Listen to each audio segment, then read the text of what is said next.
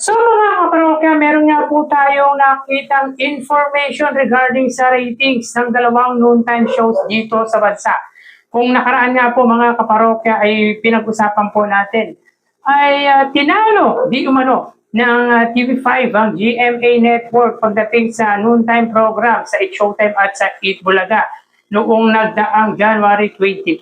Pero ngayon mga kaparokya, hindi lang po isang araw tinalo ng TV5 ang GMA Network para sa kanilang pananghaliang programa, kundi halos isang linggo po mga kaparokya.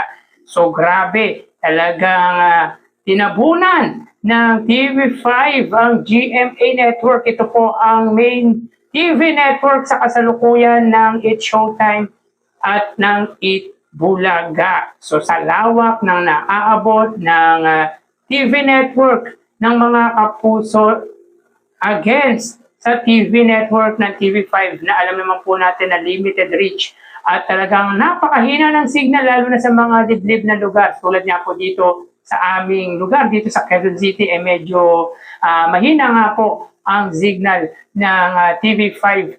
Pero mga kaparokya, nitong nagdaang episode ng noontime program ay tinalo di umano ng TV5 ang GMA Network. Ito ay sa single channel ng dalawang noontime show. Pero bago natin talakayin yan mga kaparokya, kung bago lamang po kayo sa aking channel at kung gusto niyo po ng ganitong klaseng content, makikiusap po tayo or makikiusap po ko sa inyo na pakisubscribe ang aking YouTube channel. Paki-like and share nyo na rin sa gayon ay mas lumami pa po makapanood ng mga ina-upload po natin video araw-araw. Maraming salamat po at sobrang na-appreciate ko po kayo mga kaparokya. By the way, ako nga po pala si Mervin, the man behind Kaparokya TV. Kamusta kayo mga kaparokya? Naway nasa mabuting kalagayan po kayo habang pinapanood nyo po ang video ko na ito.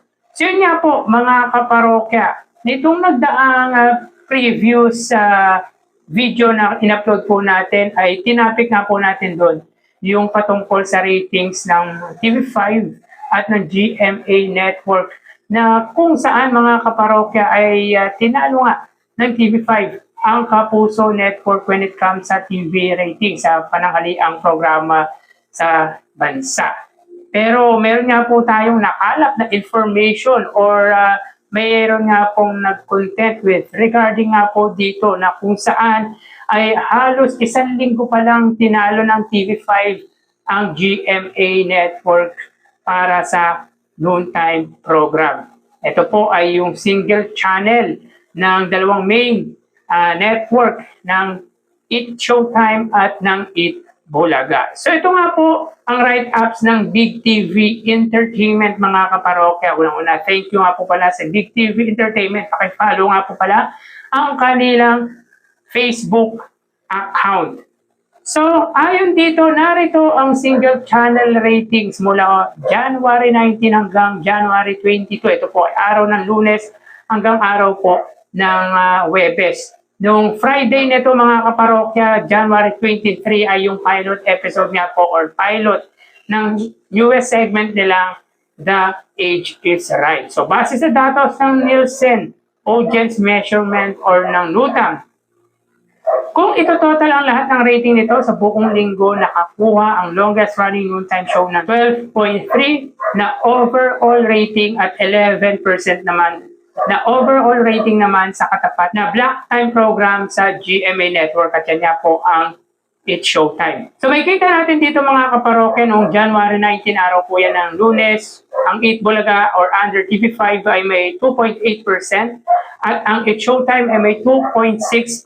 So lamang ng 0.2% ang TV5 sa GMA Network. Noong January 20, 3.1% para po sa TV5 or sa Eat Bulaga at 2.6% naman po sa GMA para sa It's Showtime. Noong January 21, araw ng Miyerkules, 3.1% sa TV5 at 2.7% naman po sa GMA Network. So 0.4% po ang pagitan ng dalawang TV network. At noong January 22, araw po yun ng Huwebes, ang TV5 ay may 3.3% at ang GMA ay may 3% lamang dito ng 0.3% ang TV5. So makikita po natin dito mga kaparokya na naungusan nga po ng TV5 ang GMA Network when it comes sa ratings. Ito po ay patungkol sa mga noontime program or sa noontime program dito sa bansa. Though mga kaparokya, ito po ay sa single channel lamang po. Pero pag kinumbine po yung ibang TV stations ng Showtime, for sure ay wagi naman po ang Showtime pagdating sa ratings against sa Eat Bulaga. Pero ang single channel mga kaparokya, lalo na yung main TV network ng dalawang noontime shows, ay lamang na lamang ang TV5 sa kahit anong TV stations ng Showtime. Mapa All TV man po yan, mapa A to Z, Kapamilya Channel at GMA Network ay nilamangan nga po ng TV5 ang mga TV stations ng Showtime. Sa ngayon po mga kaparokya, wala pa po tayo nakikitang TV ratings na inilabas po ng NUTAM para sa noontime program or sa overall program dito sa bansa. Para at least makita natin mga kaparokya na kuha ng ibang TV stations ng Showtime. Kasi dito makikita natin mga kaparokya, dominated ng TV5 ang GMA Network nitong nagdaang mga episode. So kitang-kita mga kaparokya na talagang mas pinapanood ang Eat Bulaga kesa sa Showtime. Masyado na po bang hindi sinusuportahan ng mga kapuso ang noontime program nila na Showtime, or very confusing ang mga tao sa TV stations na meron ang Showtime sapagkat sa dami nga po ng TV network na nilalabasan ng kanilang programa ay nalilito na po ang mga audience, ang mga viewers nito, dahilan kung bakit bumaba ang ratings ng GMA Network. Pero mga kaparokya, kahit pasabihin natin malito ang mga viewers ng Showtime, mas panonoorin mo pa rin po ito sa kapuso sapagkat napakalakas ng signal ng GMA Network at napakalawak nga po ng TV stations na ito. Pero niya po mga kaparokya, na dumina nga po sila ng TV5 pagdating sa noontime program dito sa ating bansa. So, anong problema? Anong nangyari sa Showtime? Anong nangyari sa GMA Network? Bakit tinatalo na sila ngayon ng TV5 pagdating sa TV ratings? Pinapakita lang talaga dito mga kaparokya na mas pinapanood pa rin magpasa hanggang ngayon ang Eat Bulaga kesa sa Eat Showtime. Well, hindi naman po yung bago sapagkat well-recognized naman po at napakatagal na nga po ng Eat Bulaga. Ganun din naman po ang Eat Showtime. Nga lang mga kaparokya, nakakapagtaka sapagkat halos 1 linggo ay tinalo ng TV5 ang GMA Network. Ito po ay para sa akin ay nakakagulat dahil alam naman po natin na limited lamang po ang reach na meron ang TV5 at napakahina pa nga po ng signal. Nga lang mga kaparokya, iba po ang usapin pagdating sa pananghaliang programa. Iba po ang usapin pagdating sa Eat Bulaga at sa Tito Vic and Joey. Well mga kaparokya, tulad ng sinabi ko at sa aking pananaw, tanging si Vice Ganda lang po talaga ang nagdadala sa Eat Showtime.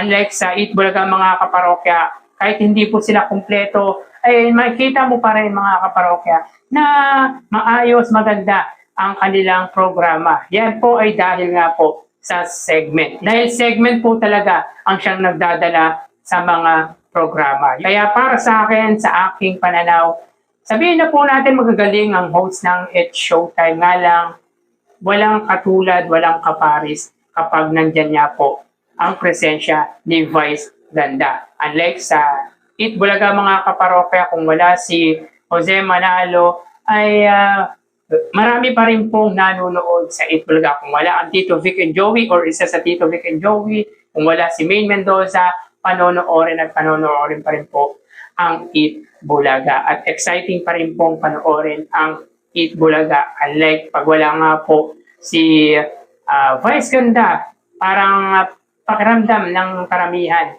na lalo na yung mga viewers ng Eat Showtime ay parang malungkot ang nasabing noontime show ng GMA Network at ng ABS-CBN. So again mga kaparokya, di lang po once na tinalo ng TV5 para sa noontime program ang GMA Network kundi halos isang linggo. January 19 hanggang January 22, araw po yun ng Lunes at hanggang Huwebes. So magtuloy-tuloy na kaya ito mga kaparokya para sa TV5. So ano masasabi niyo mga kaparokya with regard nga po dito sa ating topic? Paki-comment naman po ang opinion niyo or ang reaction ninyo. So nandito na lang po tayo mga parokya. Magsingat po tayo palagi. Thank you and God bless.